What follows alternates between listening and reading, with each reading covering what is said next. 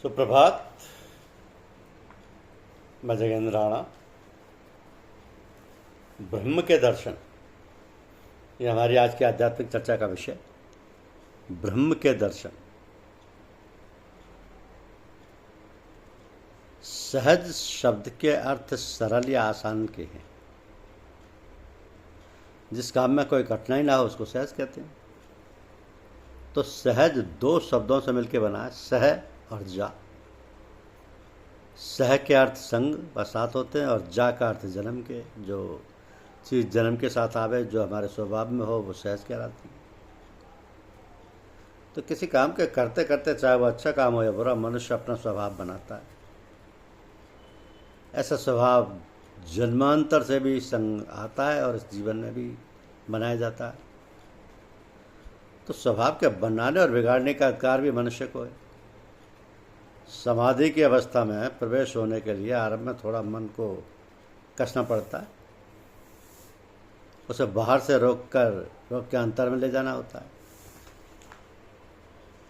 तो आगे के अभ्यास करते करते वही स्वभाव हो जाता है और बड़ी सरलता से उसकी समाधि चलने लगती है।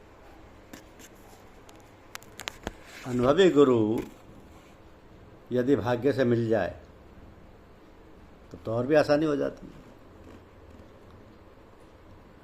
ये थोड़े यत्न करने पर ही ये अवस्था प्राप्त होती रहती है।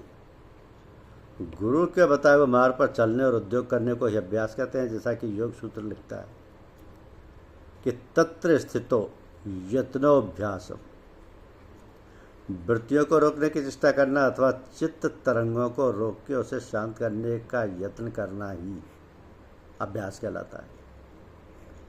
इसी अभ्यास से आगे चल के ऐसा स्वभाव बन जाता है कि व्यवहार करते हुए सारे संसारी कामकाजों में जुटे हुए भी मन रूप रस पीता रहता है। उस अपूर्व आनंद में डुबकी लगाता रहता है। इसी का नाम सहज समाधि है। कबीर साहब ने अपने एक पद में इसका नक्शा इस तरीके से खींचा है कि संतो सहज समाधि भली, संतो सहज समाधि भली, गुरु प्रताप भयो जा दिन से सूरत न अंत चली।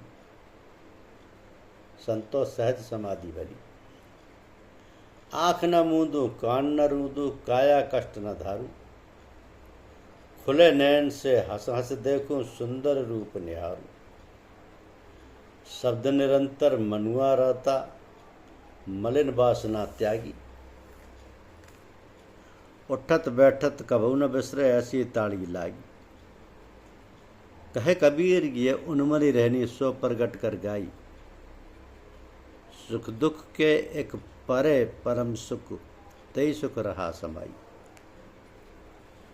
तो हे संतो, सबसे अच्छी और सबसे ऊंची सहज समाधि है। जिस दिन से गुरु का दयापात्र में बना हूँ उस दिन से मन की वृत्ति कहीं दूसरी जगह गई नहीं। मैं ना तो आंखें बंद करता हूँ, ना कानों से उंगली ठूसता हूँ कानों में, न तपस्वियों की तरह शरीर को कष्ट देता हूँ। दोनों नेत्र खुले, चित्त प्रसन्न है और प्रभु का मनोहर रूप खड़ा अपनी छटा दिखा रहा। तो दिन रात हर घड़ी हृदय की जिह्वा पर प्यारे का नाम उच्चारण हो रहा है। मन अपनी सारी मलिन इच्छाओं के त्याग के उसी में मस्त हो रहा है। ये एक ऐसी समाधि लगी है कि उठते बैठते और कामकाज करने पर भी भंग नहीं होती। तो कबीर साहब कहते हैं कि संसार में रहते हुए संसार से अलग थलग रहने का जो भेद है सो हमने प्रकट करके बता दिया। अब इस मायावी द्वंद्व सुख दुख इत्यादि के पर एक स्थान है जहाँ एक परम सुख है, परमानंद है। हम वहीं के वासी बन गए, वहाँ से चित्त हटता ही नहीं। यह सहज समाधि, सहज योग अथवा चैतन्य समाधि व समयोग। तो ये संपूर्ण जगत पुरुष और प्रकृति के खेल हैं। माया और ब्रह्म की ग्रंथि से हमारी सृष्टि रची गई है। पुरुष चैतन्य है, प्रकृति जड़ है। पुरुष सत और सदा एक रस रहने वाला है। माया व प्रकृति असत और क्षण क्षण में बदलने वाली है। पुरुष में प्रकाश, ज्ञान और आनंद है। और प्रकृति में अज्ञान, अंधकार और अशांति है। प्रकृति नीचे की ओर खींचती है, पर उसको ऊपर उठाता है। जीव इन दोनों के बीच में लटका हुआ है। वो कभी प्रकृति की ओर अधिक आ जाता है और कभी चैतन्य पुरुष की ओर बढ़ के प्रकृति को भूल बैठता है। तो भगवान कृष्ण के कथनानुसार ये दोनों ही अवस्था समाधि की नहीं है। संसार में अधिक लिप्त हो जाना भी समाधि नहीं है, और परमार्थ में अधिक प्रवेश होकर संसारी सारे कामों की ओर से लापरवाह हो जाना और उनको बिगाड़ देना भी समाधि नहीं है, क्योंकि इसमें समता नहीं रहती। इसमें समता नहीं रहती। कई महापुरुष आत्मदेश की ओर इतने बढ़ जाते हैं कि उनके शरीर से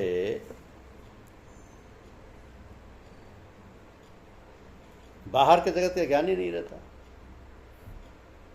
ऐसे संत दुनियादारी में या दुनियादारों से बहुत उच्च कोटि के माने जा सकते हैं, बहुत उच्च कोटि के माने जा सकते हैं, पर उनको समाधिस्थ नहीं कहा जा सकता।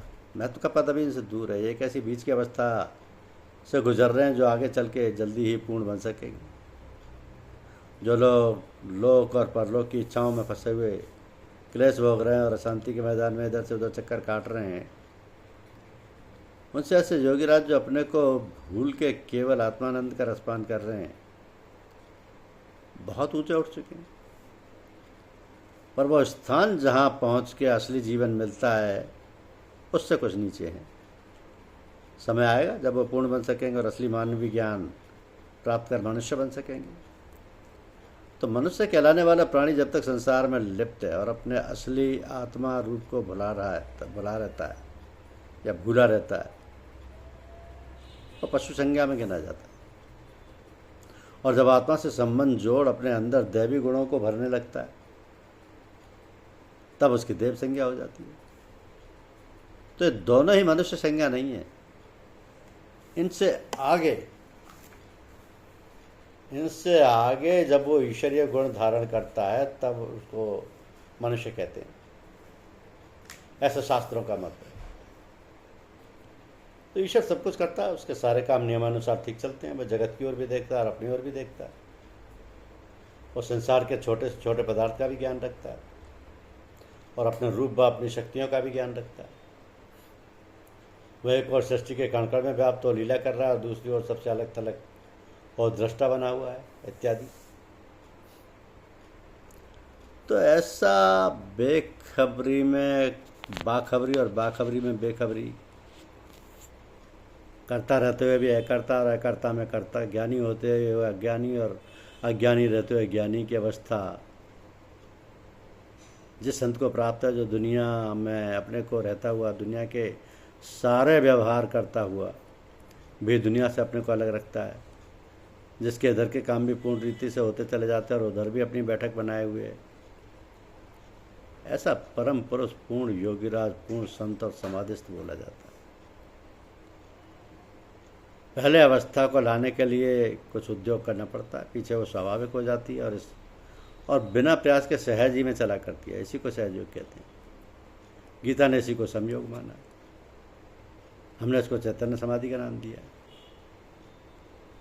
तो बिना इस अवस्था के आए हुए नाम और रूप में फंसे हुए ब्रह्म के दर्शन तो हो सकते हैं, पर क्षर और अक्षर से परे जो कूटस्थ है, जो नाम व रूप की उपाधि से अलग है, जो सबका आदि और अंत है, उसका साक्षात्कार नहीं हो सकता।